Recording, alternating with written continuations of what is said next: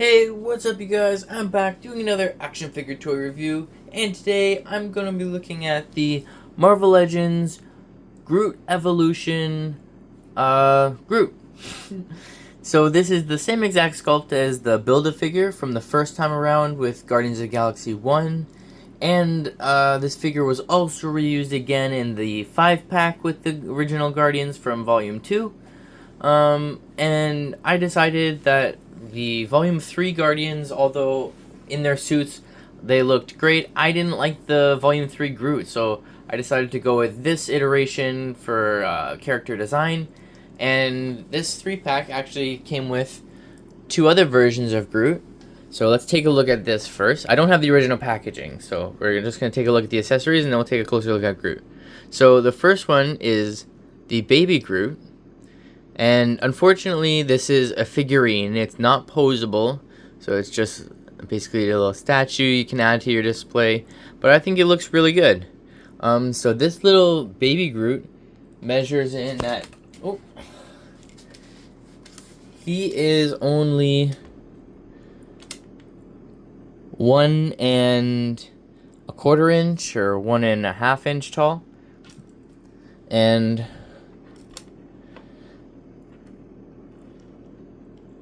the little Baby Groot in the pot is looking at 1½ Somehow he's taller because he's in the pot, I guess. And then this Groot is standing at about 8¾ inch tall, maybe 9 if he's not leaning. So these little figurines are very well sculpted. They have a nice pose. He's just giving a little wave, and yeah, you can see the eyes came out real clean. He's got a nice cute little face. Paint of the moss. He's got some sculpted lines. Like, they're pretty well detailed. The only thing is they're not posable, but so that one looks great. And then here's taking a look at the little Groot in the pot. This one's also really cute. You can see his little smile and his little pose. He's kind of dancing. I think this looks really good. They even painted the back, which they could have slipped up on and skipped, but they didn't. So that's nice. And you can see here he scales well with his fellow Guardians. Again, I went with the Volume 3 Guardians just because I like this concept design better for having the team all match. But here he is all by himself. And you can see a close-up of that face. So the Groot Evolution face, he's kind of a bit more happy than the other ones. I think the first time round, he's kind of just a grumpy, angry-looking Groot, and then the next time round, he had like an open mouth shouting. I think either of those would have been better. Like, Happy Groot is fine, but they made the little ones cute and happy, so I would have kind of liked the bigger one to be just a little more neutral looking even. Like, I feel he looks a little too happy-go-lucky in this one. And the eyes, they're painted well, but he's looking just a little bit like a lizard, in my opinion. I don't know. Just to say looking outward, I don't know. I don't remember Groot's eyes looking like this. So it's a little bit of an odd head sculpt, but the rest of the figure is really good. It's really big. He towers over the other Guardians, and like this thing is very well sculpted and detailed out. So every single line on here is etched in. You can hear it when I scratch. And they put so much detail. Every single inch of this guy is sculpted with roots and lines and plates of bark. Like, he's got like shoulder blades and like like a butt there. Like, I think they did a really nice job. Look at all these sculpted roots. He looks very tree-like. The feet turned out good. They look very much like going right into the earth. There's not a whole lot of paint on here, but they did good with this moss shading It just kind of blends in. It's not patchy. I think they did a really good job.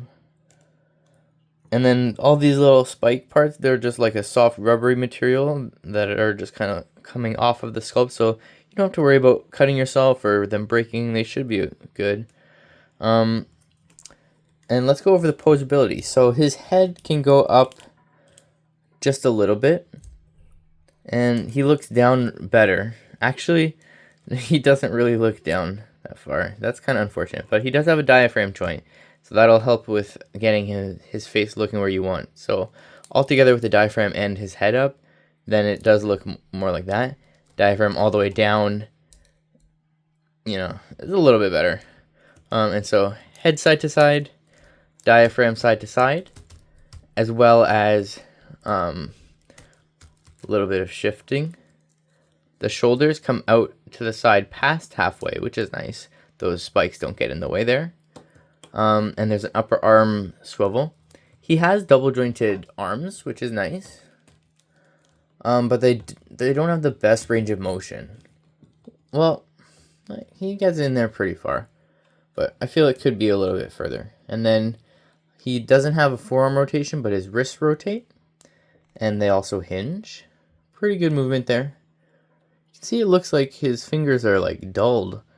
Like they didn't want to make them sharp because it's like for kids, I guess. I don't know. It's kind of odd. And the hips are where it starts to go downhill. So his legs are on that Y cut where they have to twist out in order to go up, which is okay. Like he can kick all the way up. You just have to rotate it around, and then so he can kick out to the side that far. No upper thigh swivel. And then only single jointed knees, which do meet 90 degrees. And then they rotate. So you get the rotation there. And then the ankles, basically non-existent. There's no hinge up and down. You can kind of pivot.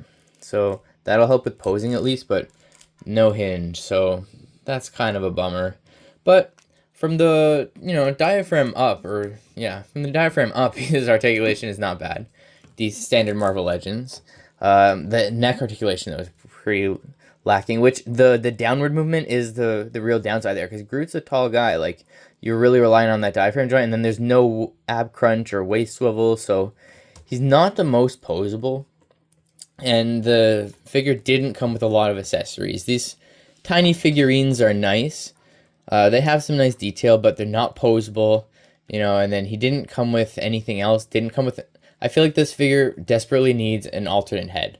The smiling Groot is nice, but I think if we just had a roaring Groot as well as a happy Groot, I would be okay with just having these tiny figurines as the accessories, which they are nice.